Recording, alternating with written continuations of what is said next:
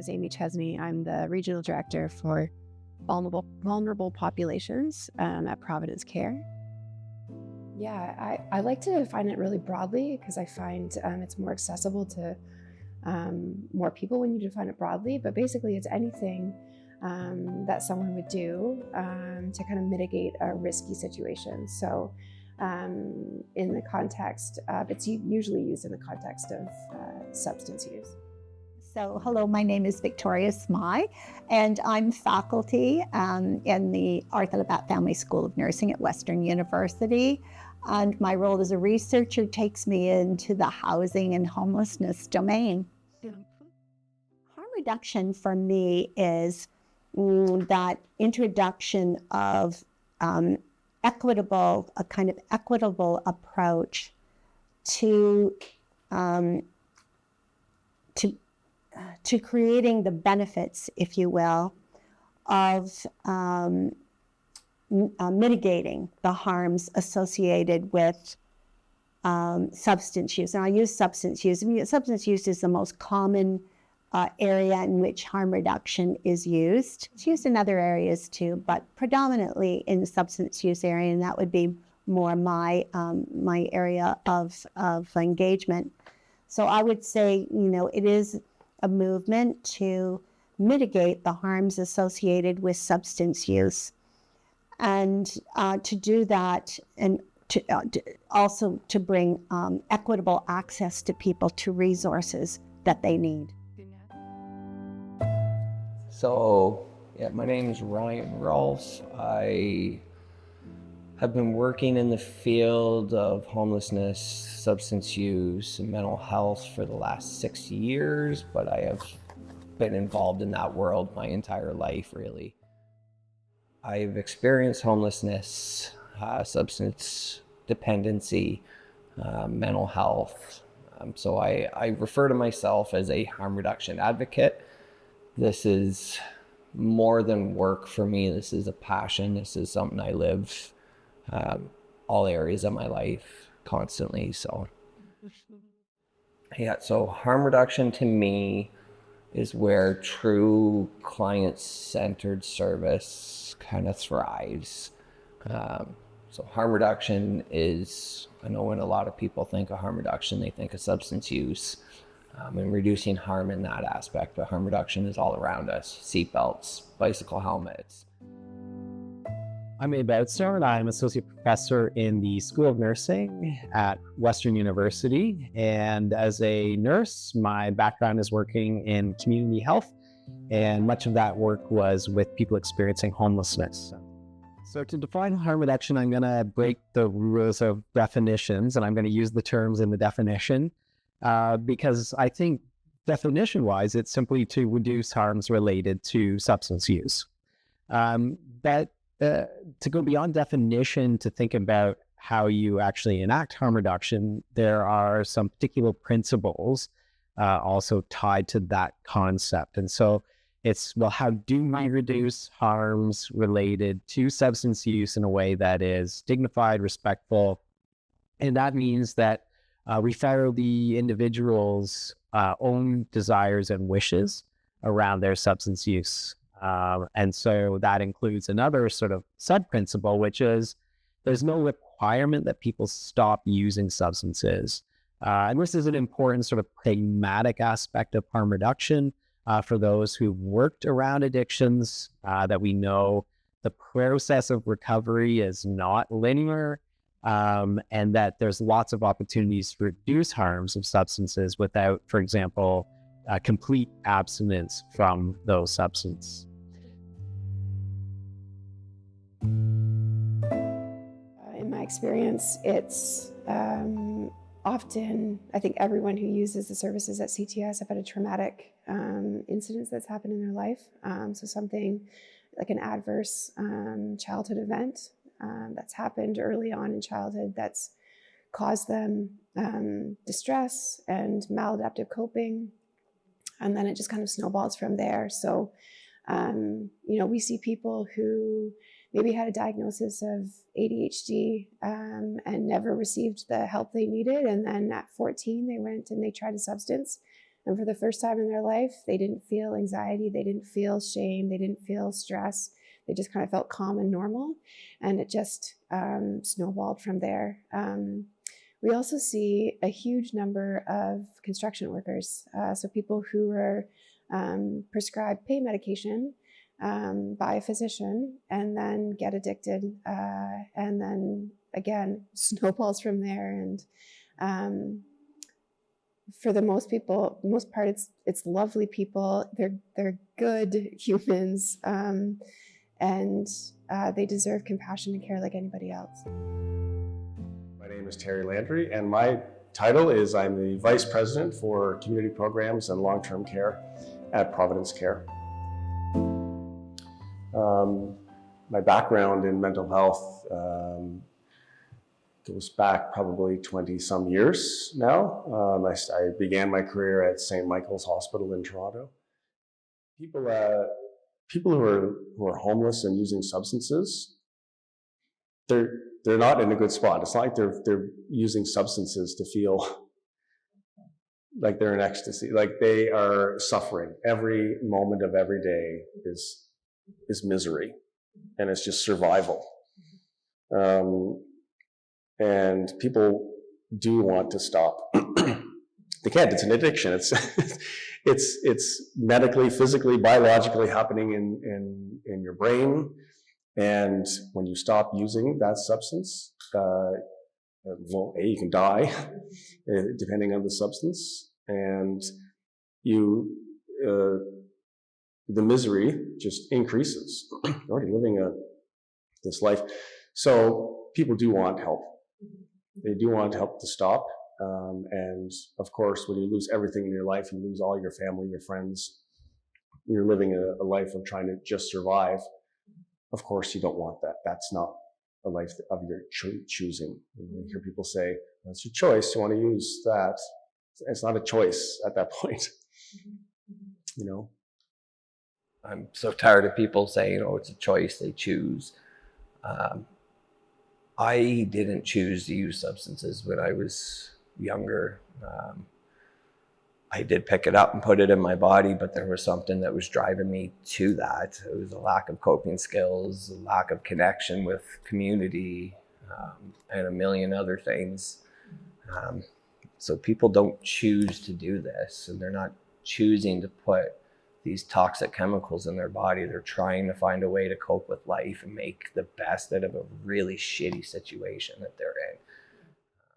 I've responded to well over 100 overdoses of 100 unique individuals. That's not counting multiple overdoses for the same individual that I've responded to. I have witnessed and worked on 3 deceased clients. And I've been to more funerals than I care to even count.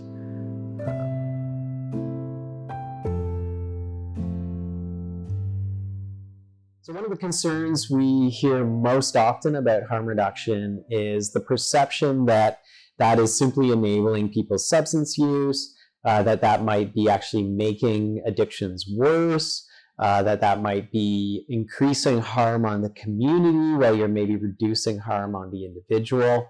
I understand the concerns. I mean, in our sort of whole philosophy of how we function as people and as societies, it's like you don't give access to that thing that is difficult for an individual.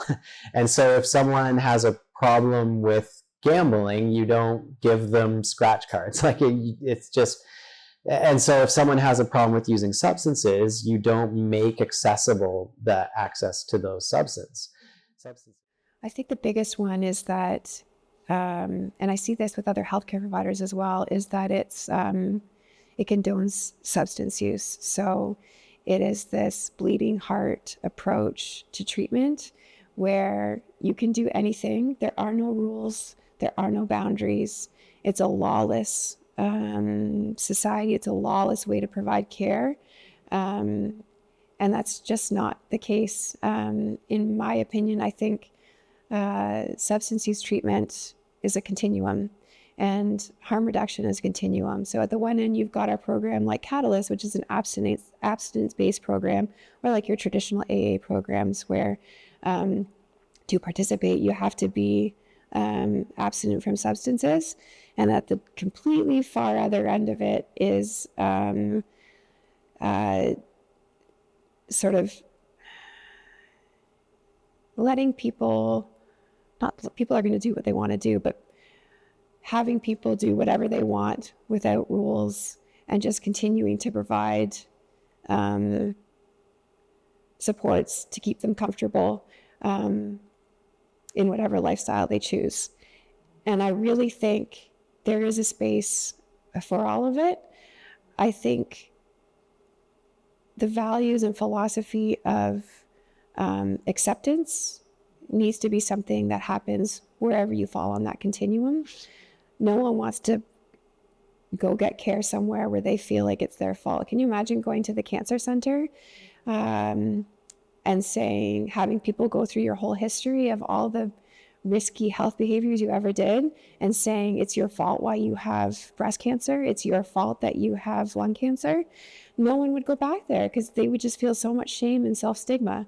And so I think the people who sometimes are the hardest on themselves are the people who are using substances and the people who are experiencing homelessness.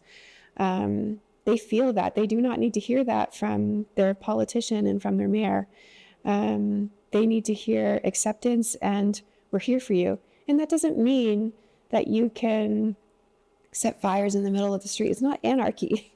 There are rules to living in our community, in a society. But it means that we love and accept you wherever you find yourself. We're in this together. We're going to come along beside you. So I've actually heard a lot of people say this directly to me, both personal life, professional life, and even in my educational life, on needle syringe programs, naloxone being tools of enabling and rather than tools for engagement. There has not been a person in the world that's woke up one day and said, I've never used substances before, but I can go down to this needle syringe program and I can get free syringes. I'm going to start injecting fentanyl today because why not? Yeah. It's free. I can do that. No, that doesn't happen. We know substance use is a direct correlation of trauma. The trauma is the thing that we need to treat first. If we don't treat the trauma, the substance use is just going to keep progressing and it's going to keep getting worse and worse. The idea that giving someone a needle is suddenly means they're going to use more substances, it just doesn't meet reality. People's choice around using substances isn't driven by whether they have the equipment or not to do that. All that changes is whether they're going to be using a used needle or a clean needle in order to use that substance. So we actually, on the converse side of what people would expect if they are critiquing this, where they think more harm reduction services leads to more drug use, is we actually see the opposite, is that harm reduction often becomes that sort of first pathway into a recovery journey. So we even see that with supervised consumption sites, where although those sites don't exist to, for the purpose of treatment, many people start their treatment journey by developing positive relationships with staff in supervised consumption sites. And when they start to feel valued, when they start to find that there is someone who cares about their health and well-being, that's often that precipitating step into a recovery journey. So it's quite the opposite. It's not enabling, it's actually inviting people into our healthcare services. Yeah, I think there's a lot of misconception about consumption and treatment sites, especially now with our government and the rhetoric that's being put out by the federal and provincial government. That they are drug dens or that they encourage substance use. But really, at its core, consumption and treatment services are for anybody in the community who uses substances. It can be any substance. And basically, people go there to make sure that they're not using alone.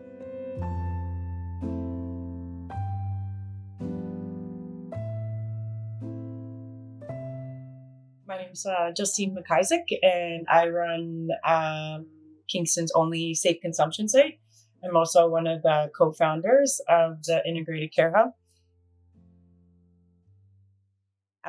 The first thing is somebody will walk in the door. They're usually greeted by somebody like myself or another overdose prevention worker working at the desk. Sometimes we also have peer-based workers working at the desk as well too. They bring a lot of valuable knowledge and experience to the space every day. Then they're going to identify to us what they're using, how they're using. Are they on any meds? Do they have any conditions? When's the last time they've overdosed? And do they have naloxone? And I know that sounds like a lot, but it usually only takes about a minute or two. We know our people very well. And once they finish that intake form, if a booth is available, we provide all their supplies they need to use safely. And then this form goes back with the client to a booth. And then it's passed on to either the paramedic or the other overdose prevention worker, where they oversee that person using what is very dangerous illicit substances, unfortunately, that has kind of ravaged this community and many others across the country. We like to celebrate people for making the conscious decision in regards to their health to walk into these doors. I always say the intent is to get high, not to die. People are seeking momentary relief from excruciating mental, physical, and emotional pain. So we welcome them with open arms and celebrate them for making good choices in regards to their health. Then they get what's called a bundle. So it's a tourniquet, a water, alcohol swabs, and a sterile spoon for cooking.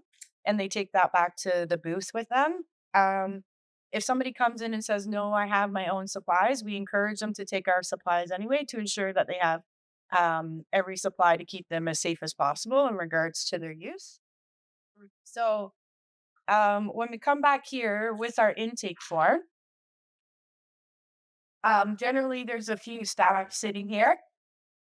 Again, we assign that person a booth. So we have 5 booths in the space. So this is booth 1 right now. Nice comfortable chair. Arms are really important. Otherwise, somebody will sometimes slump out of the chair. We constantly have to readjust people because if they become heavily sedated, like I'm worried about their neck and their back and all these types of things. This is the ventilation. So generally somebody will, if they're cooking their substance, will be close to this ventilation, which will take up the vapors. As soon as they're done using, if they're sedated, we will come over, tap their syringe, put it in a biobin. Each booth has their own biobin.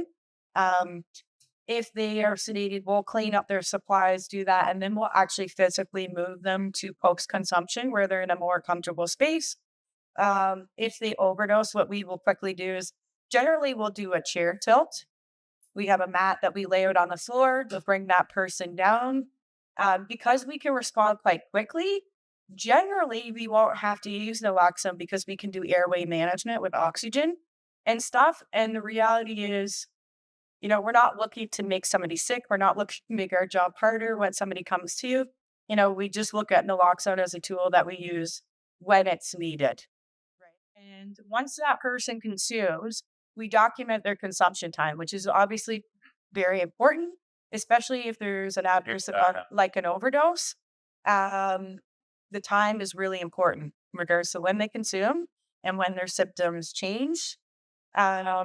Once they've used, we encourage them to come over to the chill out space and stay for a while and just relax and feel like they have respite from, the outside world that can be very harsh and very judgmental sometimes. And we just embrace them and keep them as safe as possible. Yeah, this is the chill out space.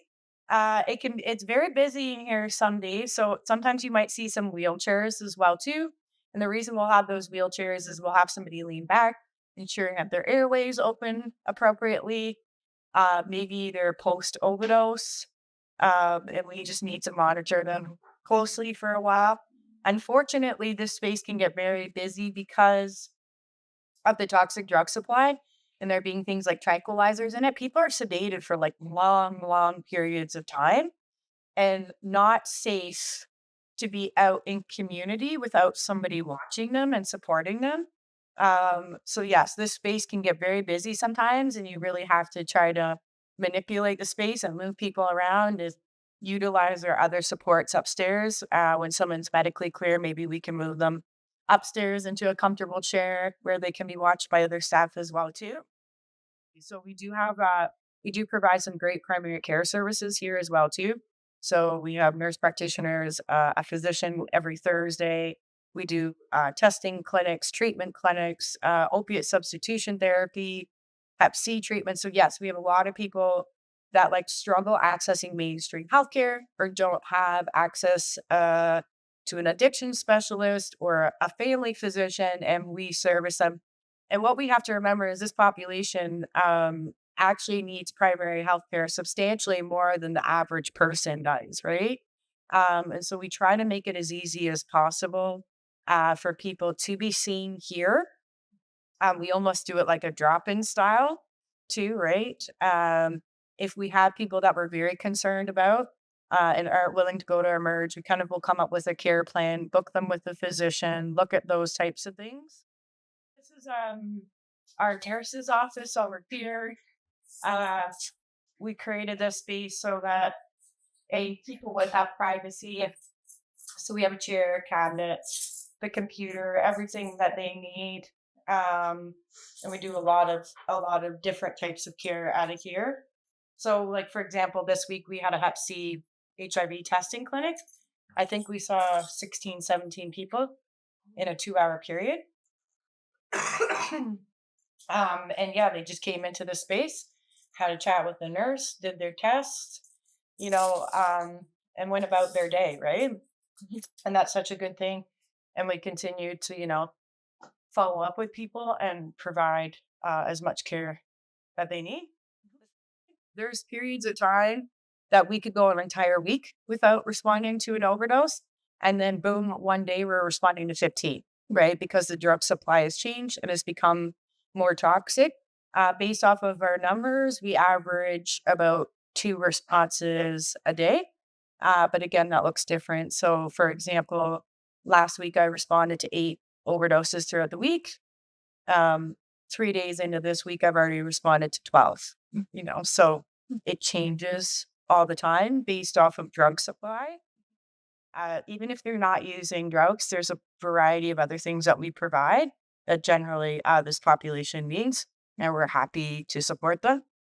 Unfortunately, this population of people has been neglected for so long that like consumption treatment services has become, programs that are taking on a lot more than just safe consumption use and responding to overdoses. We're doing an immense amount of wound care, referrals, feeding people, advocating for them to get into other shelters when they can't access certain places. We do a lot of education in the community, naloxone training, community cleanups and sweeps, and all our people are generally involved with that stuff.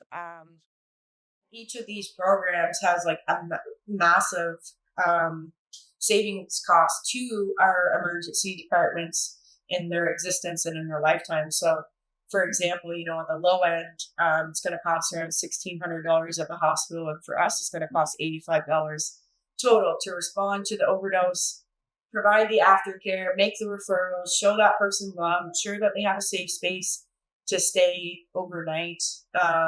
Especially if they are post-overdose. We want to keep them as close as possible. So it's really the most cost-effective way to go about it. Like, it is unrealistic to think that any of these people, this is what they wanted for their life. Something substantial happened to them, and this is how they have coped because the greater community didn't intervene and provide them the appropriate supports and coping techniques in the first place.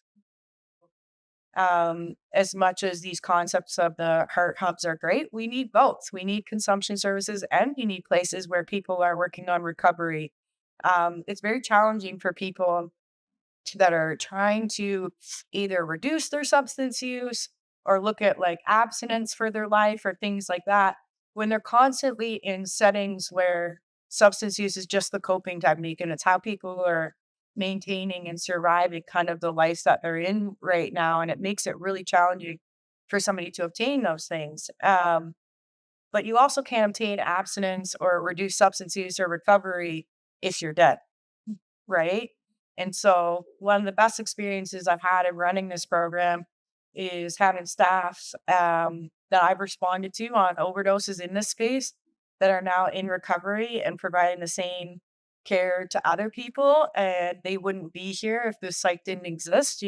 Having somebody show up from Ottawa and saying, I just wanted to stop by and let you guys know I've been clean for 3 years and thank you for saving my life. And, you know, um, thank you for everything you did because I wouldn't be here if it wasn't for that. That's the purpose of this space, right? And so, as joyful as that is, the other aspect to it is that, you can respond to an overdose between these four walls and save somebody. But once our doors close, people are at great risk out community, and it's hard losing those individuals that we have worked so closely with for so long and have, breathed life back into them before and are found then alone somewhere in a bathroom or a park or a stairwell. It's the most like heartbreaking thing because it just seems so preventable and so avoidable.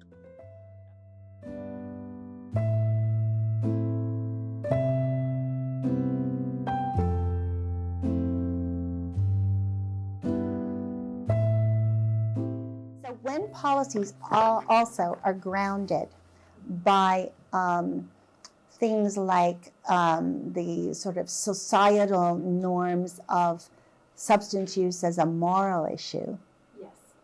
rather than substance use as a health issue, then you're going down a very different path. Of course. And I think that, if we're going to be honest, a lot of programs that in the area of substance use are actually grounded in substance use as a moral issue. Yeah. If we really look closely at the rules and regulations, etc., associated with it. Yeah. So we've been in our work, in equity-oriented work, we've been looking at this notion of substance use health to really push substance use into the health domain in people's minds, right? So we can educate people, we can educate the public. There are lots of educational programs around substance use, etc., they're anti-stigma programs.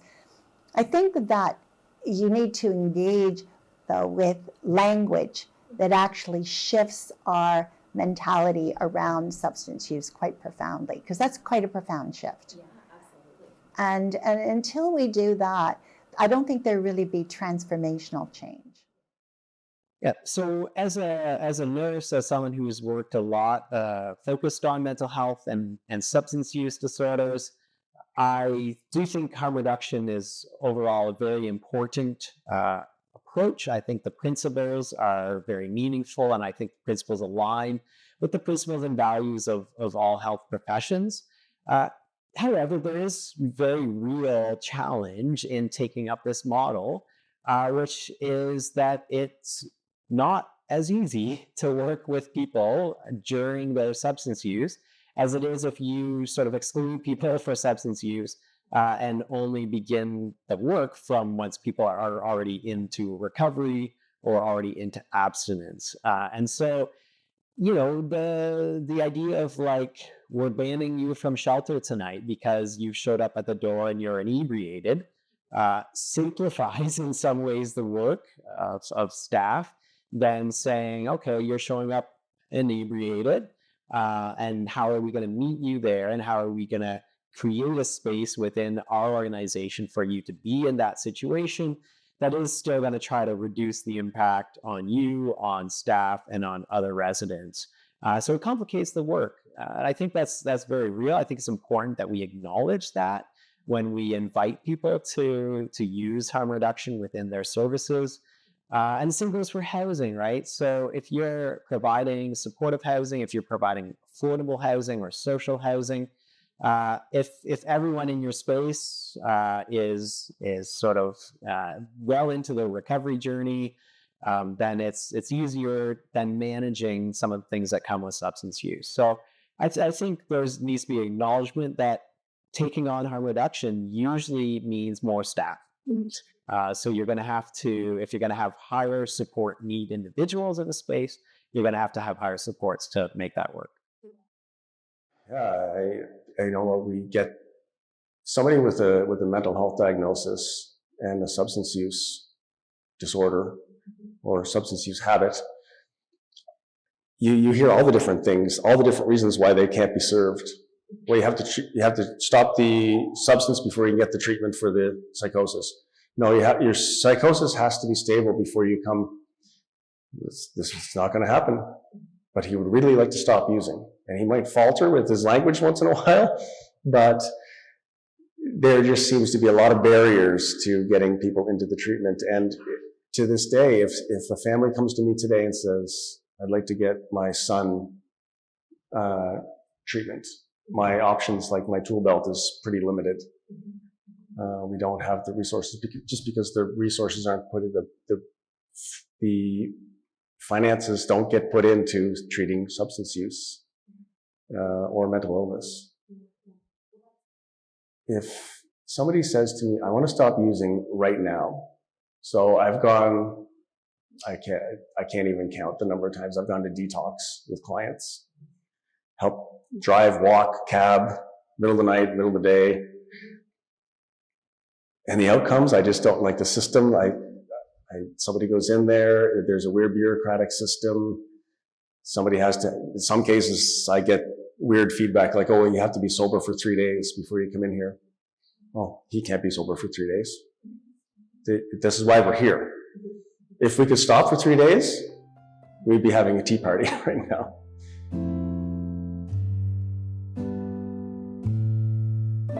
I think if you're centered in a harm reduction approach, you're always looking at risk associated with whatever you're doing, and you really are trying to minimize risk associated with substance use. That, for some people, is never going to mean that they're going to leave substances necessarily. I mean, a couple of the men in our study that I was talking about earlier, they never left substance use in particular, but their lives were so much better after, they engaged in with harm reduction approaches and with each other. I think that's what we want. We want people to have rich, meaningful experiences in their lives, to have some quality of life. You wouldn't say you're against, reducing substance use. Of course, if it's a risky behavior, trying to really minimize that risk associated with substance use. So safer practices, access to resources that are important. If you're important to the person, if you're person-centered, if you're strength-based, if you're using a trauma and violence-informed approach to harm reduction, if you're thinking about the multiple intersections, those identities that surround this person, so you're really interested in the contextual features of someone's life, and you're also interested in those things, those structures and systems that perpetuate problems, then I think you've clinched a true harm reduction approach, or at least from a critical perspective.